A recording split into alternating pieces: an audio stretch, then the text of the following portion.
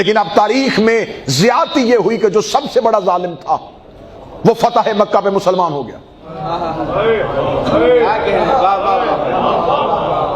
کانٹوں پہ چلنا پڑتا ہے اہل بیت کو ماننے کے لیے,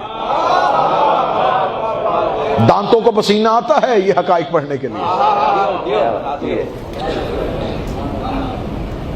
اس نے کلمہ پڑھ لیا. دیکھیں کافر کی ایک ہی شکل تھی, قرآن میں ایک ہی صورت آئی کافرون, دو خدا نے صورتیں بھی دو بھیجی, ایک مومنون,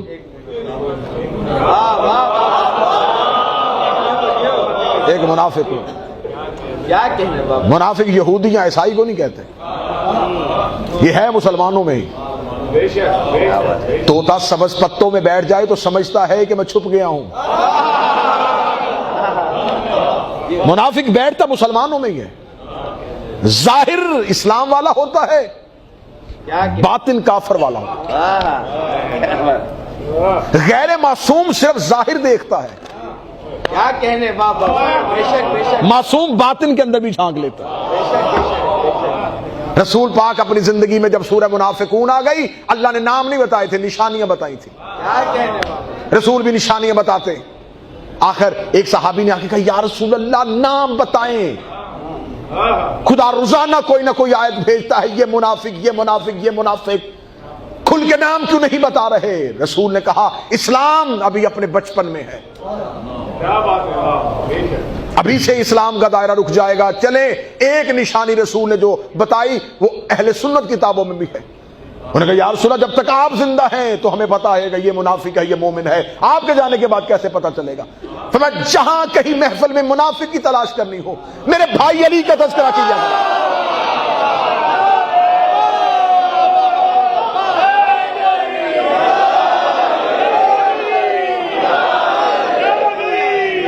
فضائل علی سے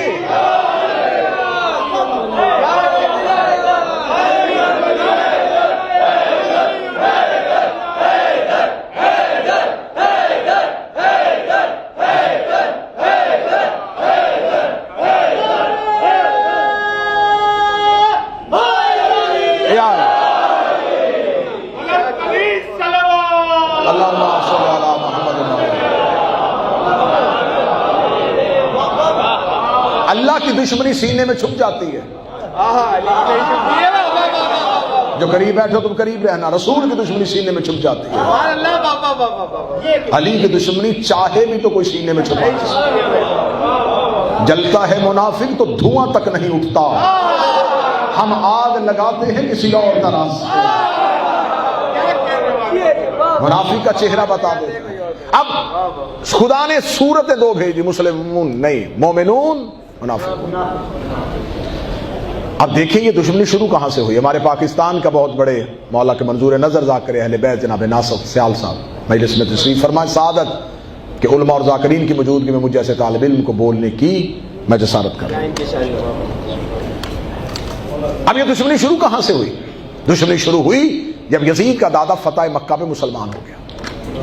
اب میرے جو قوم کے بچے بیٹھے میں ان کے لیے حقائق پڑھنے لگا ہوں. مسلمان کیوں ہوا کہ پورا مکہ مسلمان ہو رہا تھا.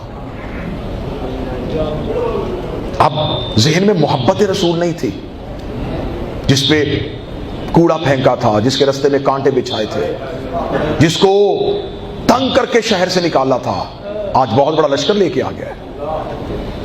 وہ سمجھ رہا تھا کہ انسانی کھوپڑیاں گریں گی, خون کی ندیاں بہیں گی, پرانے دشمنوں سے پرانی دشمنیاں لے گا, لیکن وہ سفید پرچم لے کے مکہ میں داخل ہوا.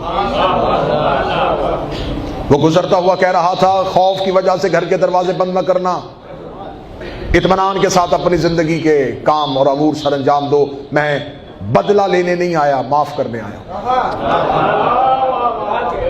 آج آپ کی یہ آج ظہرین کی بات کی یہ مجلس سنیں گے اور پھر مغربین کی مجلس کا تسلسل اسی سے قائم ہوگا, اور پھر آپ کو سلام ہوگا اور یہیں سے ہم اپنی محبت اور عشق کے سفر کا آغاز رکھیں گے. اب جب وہ صبح سے لے کے شام تک رسول کے پاس جو بھی آتا معاف کر گیا. اس نے کیا کیا تھا؟ یا رسول اللہ آپ کے خلاف اشعار لکھتا تھا, معاف کیا. اس نے کیا کیا تھا؟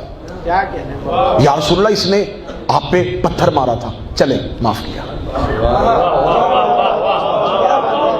اسے گھر میں خبر پہنچی کہ رحمت للعالمین نام ہی کا رحمت للعالمین نہیں، وہاں پر پرانے دشمنوں کی فہرست نہیں نکلی۔ یہ دنیا کا دستور ہے کہ جب کوئی اقتدار میں آتا ہے سب سے پہلے اپنے پرانے دشمنوں سے دشمنیاں لیتا ہے۔ اس رئیس کے پاس اقتدار ہے لیکن یہ دشمنی نہیں لے رہا، لیکن یہ نظریے کا فرق تھا۔ وہ سمجھتا تھا یہ بادشاہ ہے لیکن وہ حقیقت میں رسول تھا۔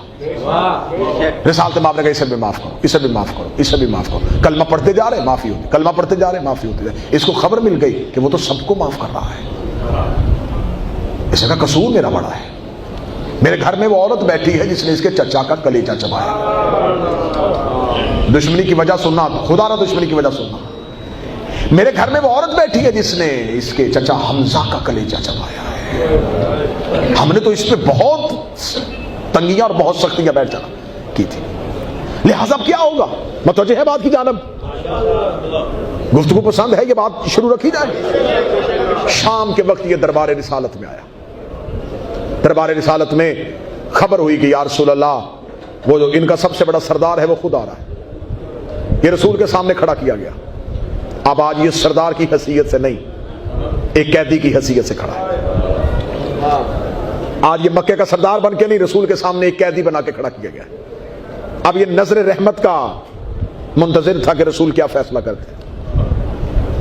مورخ نے لکھا کہ رسالت مآب نے سر اٹھایا، اس کی طرف دیکھا، اب چہرے پہ وہ صبح والی رحمت نہیں، نہ مسکراہٹ۔ رسالت مآب نے اس کو دیکھ کے کہا جا میں نے تجھے آزاد کیا۔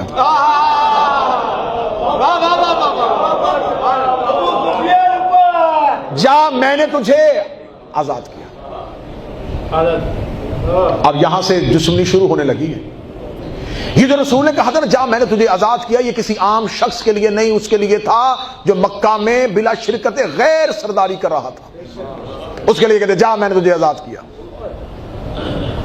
یہ جملہ نہیں تھا، یہ اس کی شخصیت کا قتل تھا۔ وہ ساری زندگی کہتا رہا کاش مجھے عبداللہ کا بیٹا فتح مکہ پہ قتل کر دیتا، مجھے یہ شرمندگی کی موت نہ دیتا، کہ اس نے مجھے سامنے کھڑا کر کے کہا جا میں نے تجھے آزاد کیا۔ وہ جب بھی مکہ کی گلیوں سے نکلتا تو وہ لوگ جو اس کی سرداری کی وجہ سے ڈرتے تھے اس کو دیکھ کے مسکرا کے کہتے یہ ہے وہ